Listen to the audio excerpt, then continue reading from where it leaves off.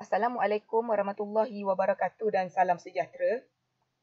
Saya Nurul Fazlin Muhammad Asri dari Universiti Putra Malaysia, mewakili jawatan kuasa penyediaan tesis iaitu Dr. Syahrin Nizam Syahari, Prof. Madya Dr. Rohaidah Kamaruddin dan Prof. Madya Dr. Zaitul Azma Zainul Hamzah.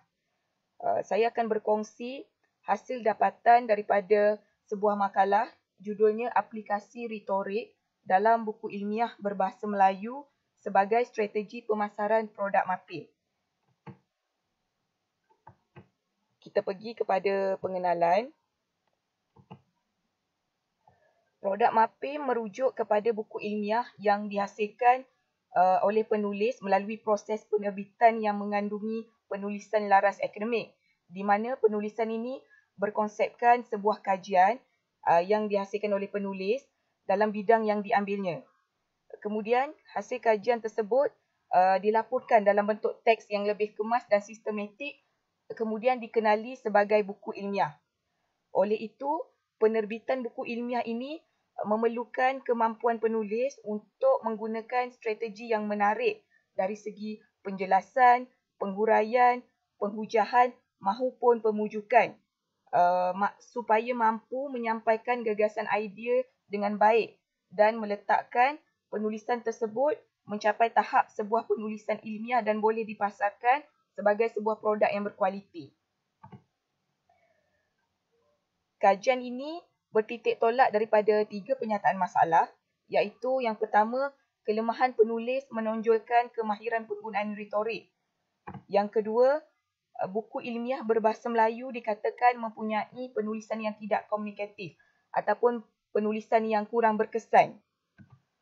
Dan yang ketiga, corak penulisan buku ilmiah yang saintifik ini tidak mewujudkan daya membeli yang tinggi.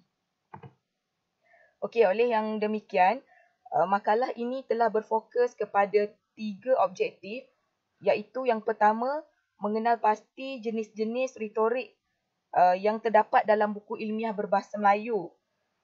Kemudian menganalisis penggunaan retorik dalam buku ilmiah berbahasa Melayu tersebut menggunakan teori retorik moden oleh Enos dan Brown. Dan seterusnya, merumuskan retorik yang paling dominan berdasarkan prinsip produk pemasaran buku ilmiah berbahasa Melayu terbitan MAPIM. Kajian ini merupakan reka bentuk kajian kualitatif di mana kaedah pengumpulan datanya dilakukan oleh pengkaji dengan mengenal pasti jenis-jenis retorik yang terdapat di dalam buku ilmiah berbahasa Melayu terpilih ini tadi. Kemudian, pengenalpastian retorik-retorik tersebut telah dianalisis secara deskriptif menggunakan teori retorik moden oleh Enos dan Brown ini. Pemilihan sampel kajian ini dipilih berdasarkan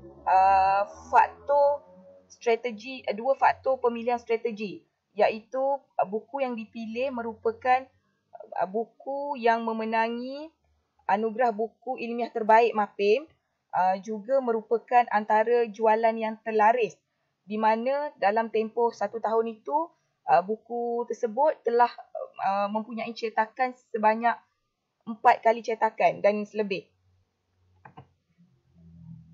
Okey, bagi menjawab objektif pertama kajian ini, pengkaji telah mengenal pasti jenis-jenis retorik yang terdapat di dalam buku ilmiah yang dipilih, di mana pengenalpastian tersebut pengkaji telah cerakinkan dalam bentuk jadual seperti ini. Untuk sampel pertama ini, dapat kita lihat bahawa 3 jenis retorik yang telah digunakan oleh penulis buku ini sebagai strategi penulisannya, iaitu retorik deskriptif, retorik eksposisi dan retorik argumentatif, di mana untuk retorik deskriptif ini mencatatkan sebanyak 47 kali penggunaan, diikuti retorik eksposisi sebanyak 86 kali penggunaan dan retorik argumentatif sebanyak 69 kali penggunaan. Okey, seterusnya untuk sampel kedua kajian, penulis buku ini masih lagi menggunakan 3 jenis retorik daripada 5 jenis retorik yang dikemukakan oleh Enos dan Brown.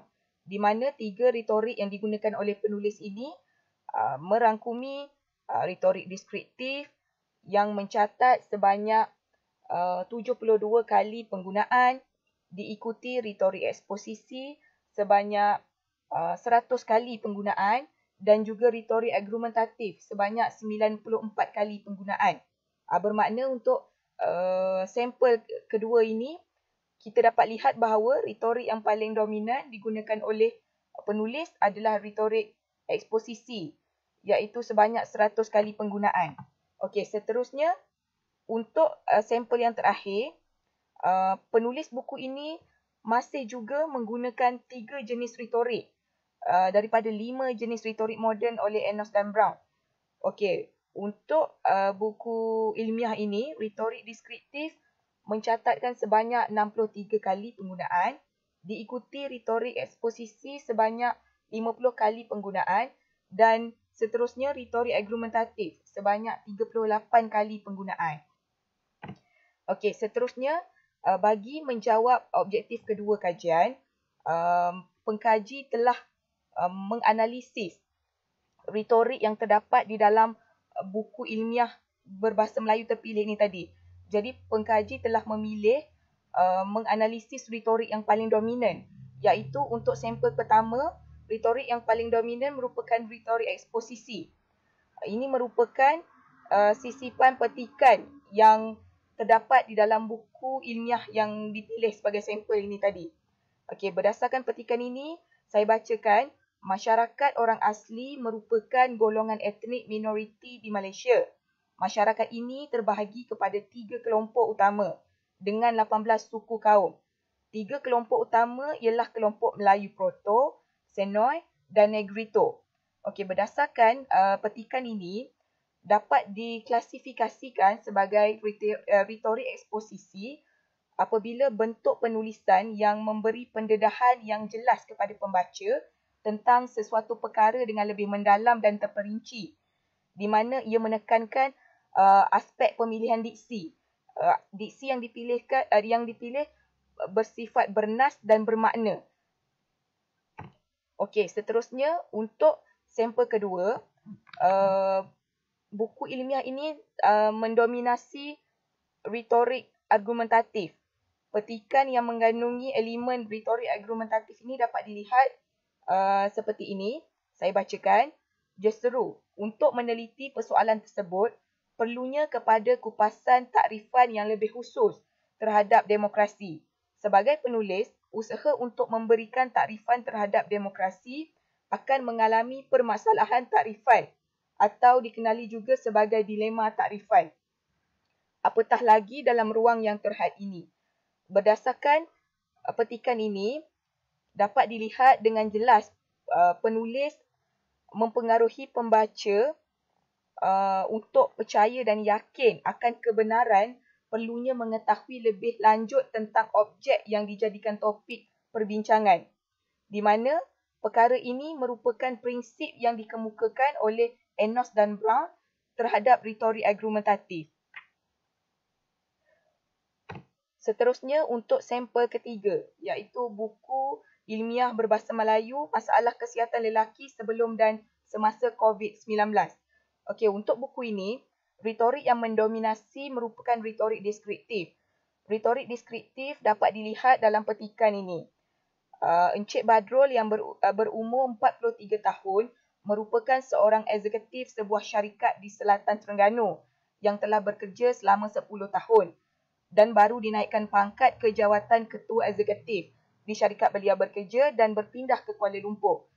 Okey, berdasarkan petikan ini, kita dapat lihat dengan jelas bahawa penulis memberi gambaran secara visual terhadap isu pokok yang ingin disampaikan. Bertepatan dengan prinsip retorik deskriptif seperti yang dikemukakan oleh Enos dan Brown, di mana retorik deskriptif memerlukan penulis memberi gambaran latar belakang terhadap idea utama yang ingin disampaikan. Dan idea tersebut mestilah disampaikan dengan jelas dalam bentuk visual. Okey, itu sahaja. Sekian, terima kasih.